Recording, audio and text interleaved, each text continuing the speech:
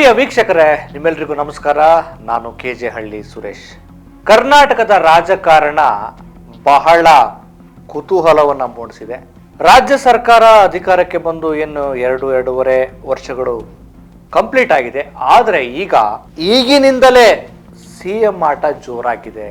ಕೇಂದ್ರದಲ್ಲಿ ಸಚಿವರಾಗಿರುವಂತಹ HD ಕುಮಾರಸ್ವಾಮಿ ಅವರ ಪಕ್ಷ JDS ಈಗ ರಾಜ್ಯದಲ್ಲಿ ದೊಡ್ಡ ಅಬ್ಬರವನ್ನ ರಣಕಹಳೆಯನ್ನೇ ಮೊಳಗಿಸಿದೆ. ಅದು ಒಂದು ಕಡೆ ಆದರೆ ಕಾಂಗ್ರೆಸ್ ಪಾಳೆಯದಲ್ಲಿ ಹೇಗಾದರೂ ಮಾಡಿ ನಾನು ಅಧಿಕಾರವನ್ನ ಗಿಟ್ಟಿಸಿಕೊಳ್ಳಲೇಬೇಕು ಅಂತೇಳಿ DK ಶಿವಕುಮಾರ್ ಅವರು ಪ್ರಯತ್ನ ಪಡ್ತಾ ಇದ್ದಾರೆ.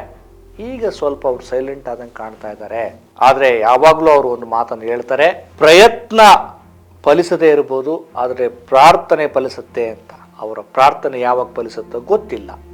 ಆದರೆ ಈ ಎಲ್ಲ ಬೆಳವಣಿಗೆಗಳ ನಡುವೆಯೂ ಕೂಡ ಮುಖ್ಯಮಂತ್ರಿ ಸಿದ್ದರಾಮಯ್ಯನವರು ಅದೃಷ್ಟವೋ ಎನ್ನುವಂತೆ ಆರಾಮಾಗಿ ತಮ್ಮ CM ಕುರ್ಚಿಯಲ್ಲಿ ಸುಖಾಸನವಾಗಿ ಮುಂದುವರಿತಾ ಇದ್ದಾರೆ. ಹಾಗಿದ್ರೆ ಯಾಕೆ ರಾಜ್ಯದ ರಾಜಕಾರಣ ಯಾವ ದಿಕ್ಕಿನಡೆ ಸಾಗ್ತಾ ಇದೆ? ಇನ್ನು ಸರ್ಕಾರ ತನ್ನ ಅವಧಿಯನ್ನ ಪೂರ್ಣಗೊಳಿಸಿಲ್ಲ, ಆಗಲೇ JDS ಯಾಕೆ ಒಂದು ಸಮಾವೇಶದ ಮೂಲಕ ಮತ್ತೆ CM ಸ್ಥಾನವನ್ನ ಅಥವಾ ನಾವು ಅಧಿಕಾರಕ್ಕೆ ಬರ್ತೀವಿ ಅನ್ನುವಂಥ ಸೂಚನೆಯನ್ನ ಅಥವಾ ಆಕಾಂಕ್ಷೆಯನ್ನ ಯಾಕೆ ಈಗಿನಿಂದಲೇ ವ್ಯಕ್ತಪಡಿಸ್ತಾ ಇದ್ದಾರೆ? ರಾಜ್ಯ ರಾಜಕಾರಣದಲ್ಲಿ ಏನ್ ನಡೀತಾ ಇದೆ, ಇವೆಲ್ಲದ್ರ ಬಗ್ಗೆ ಚರ್ಚೆ ಮಾಡ್ತಾ ಹೋಗೋಣ. ಸ್ನೇಹಿತರೆ, ಸಾಧನಾ ಅನ್ನುವಂಥ ಒಂದು JDS ನ ಸಮಾವೇಶದಲ್ಲಿ ಅಕ್ಷರಶಃ ದೇವೇಗೌಡರು ಅಬ್ಬರಿಸಿ ಬೊಬ್ಬಿರಿದ್ರು ಅಂತಾನೆ ಹೇಳ್ಬೋದು. ತಮ್ಮ ಇಳಿ ವಯಸ್ಸಿನಲ್ಲೂ ಕೂಡ ಎದುರಾಳಿಗಳಿಗೆ ತಮ್ಮದೇ ಆದಂತಹ ಮಾತಿನ ಬಾಣವನ್ನೇ ಬಿಟ್ರು ಅಂತಾನೆ ಹೇಳ್ಬೋದು. ಆ ಒಂದು ಸಮಾವೇಶದಲ್ಲಿ ನನಗೀಗ 93 ವರ್ಷ, ನಾನು ಡಯಾಲಿಸಿಸ್ ಮಾಡಿಸ್ಕೊಳ್ತಾ ಇದ್ದೇನೆ, ನನಗೆ ಕಿಡ್ನಿ ಸಮಸ್ಯೆ ಇದೆ, ಆದಾಗ್ಯೂ ಕೂಡ ನಾನು ನನ್ನ ಜನರಿಗೋಸ್ಕರ ಪಕ್ಷವನ್ನ ಅಧಿಕಾರಕ್ಕೆ ತರ್ತೇನೆ, ನಾನು ಮತ್ತೆ HD ಕುಮಾರಸ್ವಾಮಿ ಅವರನ್ನ ರಾಜ್ಯದ ಮುಖ್ಯಮಂತ್ರಿಯನ್ನಾಗಿ ಮಾಡ್ತೇನೆ ಅನ್ನುವಂತಹ ಶಪಥವನ್ನ ಗೈದ್ರು. ಕಿಡ್ನಿ ಫೇಲ್ ಆಗಿ ವಾರದಲ್ಲಿ 3 ದಿನ ಡಯಾಲಿಸಿಸ್ ಮಾಡ್ತಾರೆ. ಆದ್ರೆ ಯಾಕೆ ಈ ಜಿಲ್ಲೆಗೆ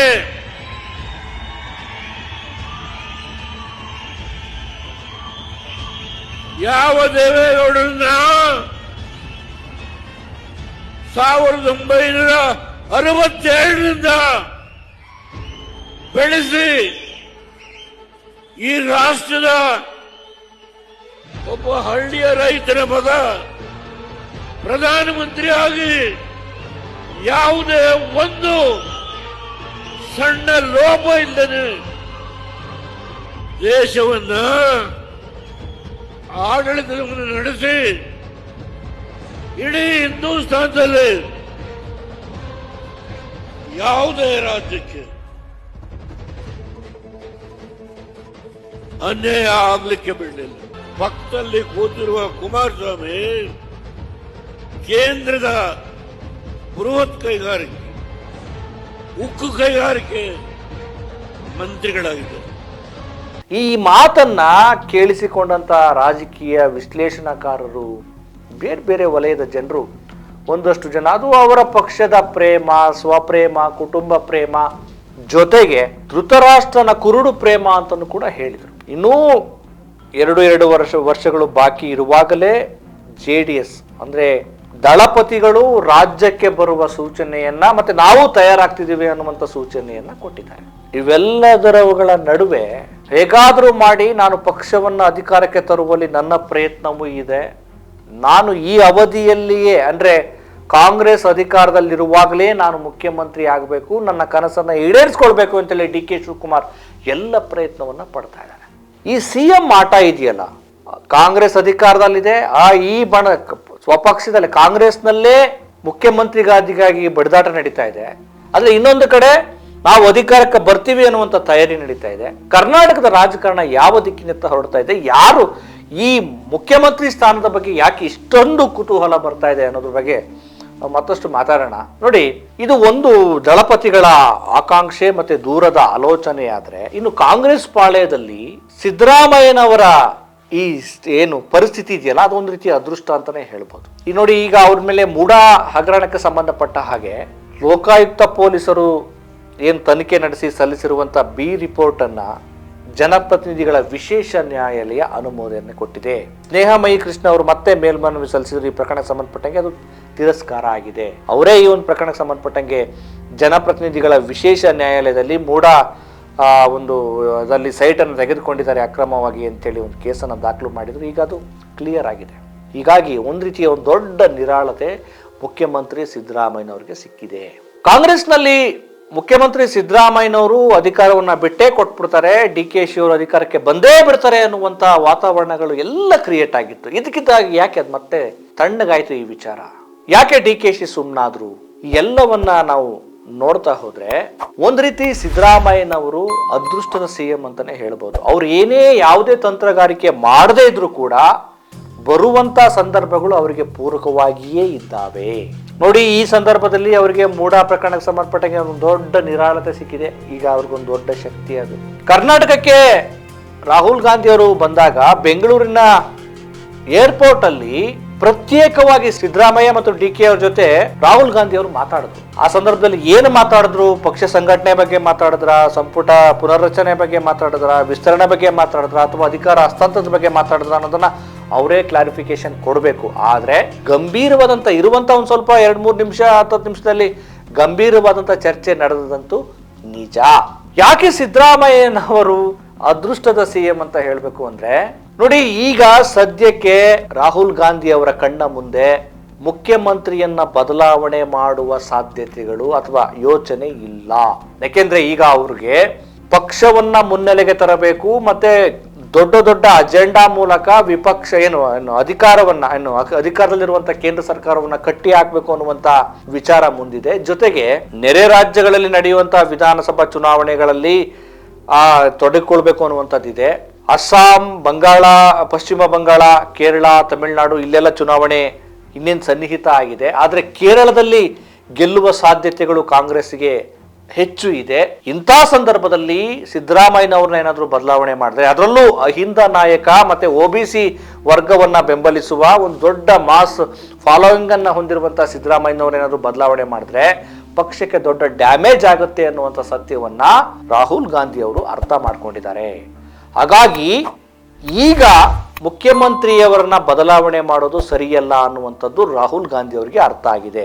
ಇದು ಕೂಡ ಒಂದು ರೀತಿ ಸಿದ್ದರಾಮಯ್ಯನವರಿಗೆ ವರದಾನ. ಅದಕ್ಕೆ ನಾನು ಹೇಳಿದ್ದು, ಅವರು ಒಂದು ರೀತಿ ಅವರಿಗೆ ಬರುವ ಸಂದರ್ಭಗಳೆಲ್ಲವೂ ಕೂಡ ಒಂದು ರೀತಿ ವರದಾಯಕ. ಇನ್ನೊಂದು, ಸ್ಥಳೀಯ ಸಂಸ್ಥೆಗಳ ಚುನಾವಣೆಯನ್ನ ನಡೆಸಲೇಬೇಕು ಅಂತೇಳಿ ಈಗಾಗಲೇ ಗಡುವು ಕೊಟ್ಟಿದೆ ಸುಪ್ರೀಂ ಕೋರ್ಟ್. ಬೇರೆ ಬೇರೆ ನೆಪಗಳನ್ನ ಒಡ್ಡಿ ಏನು ಬೆಂಗಳೂರಲ್ಲಿ ಮಹಾನಗರ ಪಾಲಿಕೆ ಚುನಾವಣೆಯನ್ನ ಮುಂದೂಡಬೇಕು ಅಂತೇಳಿ ಮಾಡ್ಲಾಗ್ತಾ ಇತ್ತು. ಆದ್ರೆ ಈಗ ನೆಪಗಳನ್ನ ಹೇಳುವ ಆಗಿಲ್ಲ, ಅದು ಅಧಿಸೂಚನೆಯನ್ನು ಹೊರಡಿಸಿ ಚುನಾವಣೆ ನಡೆಸಿ ಅಂತೇಳಿ ಕಟ್ಟುನಿಟ್ಟಾಗಿ ಸುಪ್ರೀಂ ಕೋರ್ಟ್ ಸೂಚನೆ ಕೊಟ್ಟಿರೋದ್ರಿಂದ ಸ್ಥಳೀಯ ಸಂಸ್ಥೆಗಳ ಚುನಾವಣೆಗಳನ್ನ ನಡೆಸಲೇಬೇಕಾಗತ್ತೆ. ಮಹಾನಗರ ಗ್ರೇಟರ್ ಬೆಂಗಳೂರು ಚುನಾವಣೆ, ಗ್ರಾಮ ಪಂಚಾಯಿತಿ ಚುನಾವಣೆ, ಜಿಲ್ಲಾ ಪಂಚಾಯಿತಿ ಚುನಾವಣೆ ಇವೆಲ್ಲವನ್ನು ಕೂಡ ನಡೆಸಲೇಬೇಕಾಗುತ್ತೆ. ಇಂಥ ಸಂದರ್ಭದಲ್ಲಿ ಮುಂಬರುವ ಸ್ಥಳೀಯ ಸಂಸ್ಥೆಗಳನ್ನ ಚುನಾವಣೆ ನಡೆಸುವ ಸಂದರ್ಭದಲ್ಲಿ ಅಧಿಕಾರ ಹಸ್ತಾಂತರ ಸರಿಯಾದ ಸಂದರ್ಭ ಅಲ್ಲ ಅನ್ನೋದು ಕೂಡ ಹೈಕಮಾಂಡ್ಗೆ ಅರ್ಥ ಆಗಿದೆ. ಈ ಸಂದರ್ಭವೂ ಕೂಡ ಮುಖ್ಯಮಂತ್ರಿ ಸಿದ್ದರಾಮಯ್ಯನವರಿಗೆ ವರದಾನ ಆಗಿದೆ. ಜೊತೆಗೆ ಸಿದ್ದರಾಮಯ್ಯನವರು ಅಹಿಂದ ನಾಯಕ ಆಗಿದೆ, ಮತ್ತೆ ಗ್ಯಾರಂಟಿ ಯೋಜನೆಗಳನ್ನು ಅವರು ಕಂಟಿನ್ಯೂ ಮಾಡ್ತಾ ಇರೋದ್ರಿಂದ ಒಂದಷ್ಟು ಬೇರೆ ಬೇರೆ ಸ್ಟೇಟ್ಗಳಲ್ಲಿ ಕರ್ನಾಟಕದಲ್ಲಿ ಆಡಳಿತ ನಡೆಸಿರುವಂತಹ ಕಾಂಗ್ರೆಸ್ ಗ್ಯಾರಂಟಿ ಯೋಜನೆಗಳ ಮೂಲಕ ಒಂದಷ್ಟು ಬದಲಾವಣೆ ತರೋದಕ್ಕೆ ಸಾಧ್ಯ ಆಗಿದೆ ಅಂತ ಹೇಳಿ ಹೇಳ್ಕೊಳ್ಳೋದಕ್ಕೂ ಕೂಡ ಕಾರಣ ಆಗಿದೆ. ಈ ಎಲ್ಲಾ ಕಾರಣಗಳು ಕೂಡ ಮುಖ್ಯಮಂತ್ರಿ ಸಿದ್ದರಾಮಯ್ಯನವರಿಗೆ ಪ್ಲಸ್ ಆಗ್ತಾ ಇದೆ. ಹಾಗಿದ್ರೆ DK ಶಿವಕುಮಾರ್ ಅವರು ಸುಮ್ಮನೆ ಕೂತಿದಾರ? ಅವರ ಪ್ರಾರ್ಥನೆಗಳು ಫಲಿಸ್ತಾ ಇಲ್ವಾ? ಅವರ ಪ್ರಯತ್ನಗಳಾಗ್ತಾ ಇಲ್ವಾ? ಅವರು ಕೂಡ ಪ್ರಯತ್ನ ಪಡ್ತಾ ಇದ್ದಾರೆ. ಆದರೆ DK ಶಿವಕುಮಾರ್ ಅವರಿಗೆ ಎಷ್ಟು ಜನ ಶಾಸಕರ ಬೆಂಬಲ ಇದೆ? ಒಂದು ವೇಳೆ ಅಧಿಕಾರ ಹಸ್ತಾಂತರ ಆದರೆ DK ಶಿವಕುಮಾರ್ ಅವ್ರನ್ನ ಸ್ಥಾನಕ್ಕೆ ಕುಳಿಸಿದ್ರೆ ಪರಿಸ್ಥಿತಿ ಎಲ್ಲವೂ ಚೆನ್ನಾಗಿರುತ್ತಾ? ಇದನ್ನು ಕೂಡ ಹೈಕಮಾಂಡ್ ಯೋಚನೆ ಮಾಡುತ್ತೆ. ಚೇಂಜ್ ಆದರೆ ವಿಪಕ್ಷಗಳು ಆಕ್ಟಿವ್ ಆಗ್ತವೆ. DK ಶಿವಕುಮಾರ್ ಅವರ ಮೇಲೆ ಒಂದಷ್ಟು ಹಗರಣಗಳ ಆರೋಪಗಳಿವೆ. ಅವೆಲ್ಲವನ್ನು ಕೂಡ ಅಸ್ತ್ರಗಳಾಗಿ ತೆಗೆದುಕೊಳ್ಳುವ ಸಾಧ್ಯತೆಗಳು ಕೂಡ ಇವೆ. ಇದರ ಜೊತೆಗೆ ವಿಪಕ್ಷಗಳಿಗೆ ಸರಿಯಾದ ಟೀಕಾಸ್ತ್ರವನ್ನ ಪ್ರತ್ಯಸ್ತ್ರವನ್ನ ಹೂಡುವಲ್ಲಿ ಸಿದ್ದರಾಮಯ್ಯನವರು ನಿಷ್ಣಾತರಾಗಿದ್ದಾರೆ. ನೋಡಿ, 2028ಕ್ಕೆ JDS ಅಧಿಕಾರಕ್ಕೆ ಬರುತ್ತೆ, ನಾವು ಮೈತ್ರಿ ಮಾಡ್ಕೊಳ್ತೇವೆ, ಮತ್ತೆ ನಾನು ನನ್ನ ಮಗನ್ನ ಮುಖ್ಯಮಂತ್ರಿ ಮಾಡ್ತೀನಿ ಅಂತೇಳಿ ದೇವೇಗೌಡರು ಹೇಳಬೇಕು, ಆಮೇಲೆ ನಾನು ನಮ್ಮ ಅಪ್ಪನಿಗೋಸ್ಕರ ನಾನು ಮುಖ್ಯಮಂತ್ರಿ ಆಗ್ತೀನಿ ಅಂತೇಳಿ ಕುಮಾರಸ್ವಾಮಿ ಅವರು ಹೇಳ್ತಿದ್ದಾರೆ. ಈ ಒಂದು ಟೀಕೆಗಳಿಗೆ ಅಂದರೆ ಈ ಇಬ್ಬರು ನಾಯಕರುಗಳ ಈ ಓವರ್ ಕಾನ್ಫಿಡೆನ್ಸ್ಗೆ ಒಂದು ಸರಿಯಾದ ಒಂದು ವಾಕ್ ಪ್ರಹಾರವನ್ನ ಸಿದ್ದರಾಮಯ್ಯನವರು ಮಾಡಿದ್ದಾರೆ. ಏನು ಅಂದ್ರೆ ಅವ್ರ ಅಪ್ಪನಾಣೆ ಅವರು CM ಆಗಲ್ಲ ಅನ್ನುವಂಥದ್ದು. ಅದಕ್ಕೆ ಅವ್ರು ಹಂಗೆ ಹೇಳ್ತಾ ಇರಲಿ, ನಾನು ಹಂಗೆ ಹೇಳ್ದಂಗೆಲ್ಲ ನಾನು ಮತ್ತೆ ಹಾಗೆ ಆಗ್ತೀನಿ ಅಂಥೇಳಿ ಇವ್ರು ಹೇಳ್ತಿರುವಂಥದ್ದು. ಎಲ್ಲವನ್ನ ನೋಡಿದಾಗ ಒಂದು ಕಡೆ JDS ಈಗಿನಿಂದಲೇ ಅಧಿಕಾರಕ್ಕೆ ಬರೋದಕ್ಕೆ ಮೈತ್ರಿಯೊಂದಿಗೆ ತಯಾರಿ ಮಾಡ್ಕೊಳ್ತಾ ಇದೆ. ನಾನು CM ಆಗ್ತೀನಿ, ನಾನೇ ಆಗ್ತೀನಿ ಅಂಥೇಳಿ ಅವರು ತನ್ನನ್ನು ಬಿಂಬಿಸ್ಕೊಳ್ತಾ ಇದ್ದಾರೆ.